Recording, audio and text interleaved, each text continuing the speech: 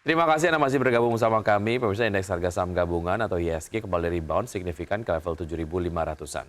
Ya, di topang kebangkitan saham-saham perbankan Big Caps, IHSG mampu mencetak rekor tertinggi sejak 24 Desember 2024. Indeks harga saham gabungan kembali tutup menguat melanjutkan catatan positif di perdagangan sebelumnya. Mengutip data Bursa Efek Indonesia, IHSG tutup menguat 0,83% di level 7.530,90 di Kamis.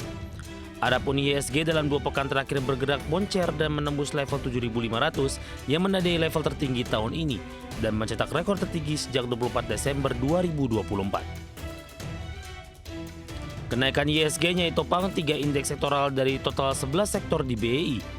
Sektor keuangan menguat signifikan 3,03%, disusul sektor perindustrian naik 0,77% dan sektor barang baku melaju 0,14%. Sementara itu beberapa sektor yang melemah dalam diantaranya seperti energi turun 0,75%, sektor kesehatan melemah 0,70%, teknologi koreksi 0,64%. Sektor properti dan real estate terdepresiasi 0,63%. Mengutip Refinitiv, saham-saham sektor keuangan yang jadi penopang IHSG diantaranya saham PT Sinarmas Multi Arta Tbk atau SMMA. Ditutup menguat signifikan 19,97% di level Rp18.925 per saham, sentuh arah dan menyumbang 25,13 indeks poin ke penguatan IHSG. Saham PT Bank Rakyat Indonesia Persero Tbk atau BBRI ditutup menguat 3,95% di level Rp3.950 per saham dan berkontribusi 24,72 indeks poin. Saham PT Bank Mandiri Persero Tbk atau BMRI tutup menguat 3,56% di level Rp4.800 per saham dan berkontribusi 10,5 indeks poin ke IHSG. Selain sektor finansial, dari sektor perindustrian saham PT Astra International Tbk atau ASI ditutup menguat 2,02% di level Rp5.050 per saham dan menyumbang 4,44 indeks poin ke IHSG. Adapun IHSG terdampak positif dari sentimen Presiden Amerika Serikat Donald Trump telah mengumumkan kesepakatan terbesar yang pernah dibuat dengan Jepang, di mana Tokyo akan menginvestasikan $550 miliar Amerika ke Amerika Serikat dan membayar tarif sebesar 15%. Dari berbagai sumber untuk ADX Channel. Pemirsa, Presiden Amerika Serikat Donald Trump dan Chairman The Federal Reserve Jerome Powell terlibat adu argumen soal biaya renovasi kantor pusat The Fed di Washington.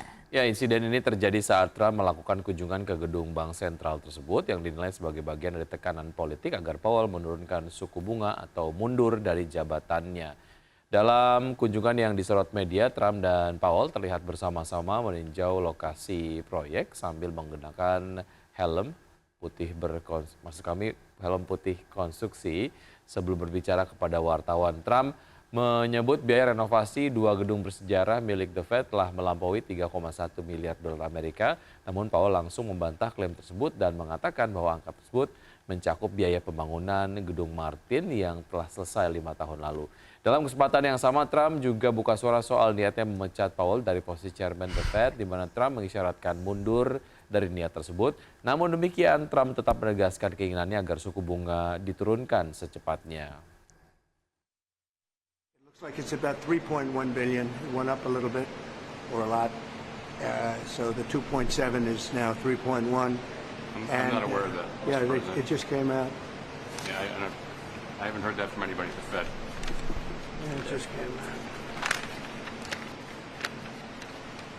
Our notes had it about 3.1 as well. 3.1. 3.2. This came from us? Yes. I don't know who does that. You're including the Martin renovation. You just added. That's our entire capital. Yeah, you just added in a third building. Is what that is. That's a third building, Well, including no, the but Martin building. it's a building that's being built. No, it was built 5 years ago. We finished Martin 5 years ago. It's part of the overall. Ya, interaksi yang cukup intens ya antara keduanya ini memang menunjukkan ketegangan antara Jerome Powell dan juga Presiden Amerika Serikat Donald Trump gitu. Ya, ternyata umur tetap ya kalau Iya. masalah kedewasaan itu tidak bergantung dengan umur ya. Betul sekali. Dan bisa kita ke informasi berikutnya, Bank Sentral Eropa European Central Bank memutuskan untuk mempertahankan suku bunga acuan di level 2% pada periode Juli 2025 sesuai dengan ekspektasi pasar. Ya, keputusan terbaru ECB ini menandai jeda setelah serangkaian pelonggaran kebijakan dalam 1 tahun terakhir. Bank Sentral Eropa European Central Bank memutuskan untuk mempertahankan suku bunga acuannya di level 2% pada Kamis 24 Juli 2025 sesuai ekspektasi pasar. Keputusan ini menandai jeda setelah rangkaian pelonggaran kebijakan dalam 1 tahun terakhir, sehingga Bank Sentral menanti kejelasan mengenai hubungan dagang antara Uni Eropa dan Amerika Serikat. Dengan inflasi kini telah kembali ke target 2%, dan suku bunga telah turun dari 4% sejak Juni 2024, ECB tidak merasa terdesak untuk melakukan perubahan kebijakan segera. Domestic pressures have continued to ease, with wages growing more slowly.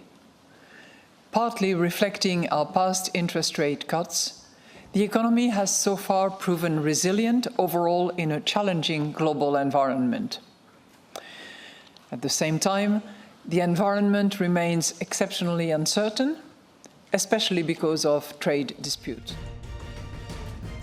Meski demikian, investor tetap memperkirakan akan ada setidaknya 1 kali lagi pemangkasan suku bunga tahun ini, terutama karena perang dagang yang dipicu Amerika Serikat menekan pertumbuhan dan harga-harga di kawasan. Negosiasi dagang antara Uni Eropa dan Amerika Serikat masih belum pasti, namun disebutkan bahwa kedua pihak mendekati kesepakatan tarif umum sebesar 15% atas barang-barang dari Uni Eropa. Jika terrealisasi, skenario tersebut akan menekan pertumbuhan dan kemungkinan menurunkan inflasi lebih lanjut, memperkuat alasan bagi ECB untuk kembali memangkas suku bunga. Kendati demikian, ECB diperkirakan masih akan menunggu hingga musim gugur atau bahkan lebih lama sebelum mengambil langkah lanjutan. Berbagai sumber untuk iDirectional. Selanjutnya dari pergerakan bursa global, pemirsa, bursa Wall Street berakhir variatif pada Kamis dengan indeks S&P 500 dan Nasdaq mencatat rekor penutupan tertinggi. Didorong kinerja yang solid dari induk perusahaan Google, Alphabet memicu optimisme terhadap saham-saham kecerdasan buatan lainnya. Ya, sedangkan saham Tesla merosot setelah laporan keuangan pabrikan kendaraan listrik tersebut mengecewakan investor. Kita lihat data selengkapnya pemirsa pada perdagangan di hari Kamis.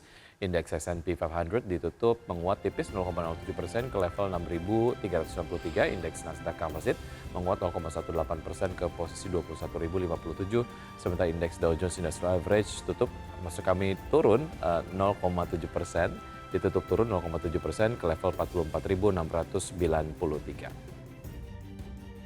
Sementara itu, bursa saham Eropa berakhir di zona hijau pada hari Kamis setelah Bank Sentral Eropa mempertahankan suku bunga sesuai dengan perkiraan. Sementara investor menyambut baik laporan keuangan yang solid dari Bank KKP dan meredanya ketegangan perdagangan dengan Amerika Serikat.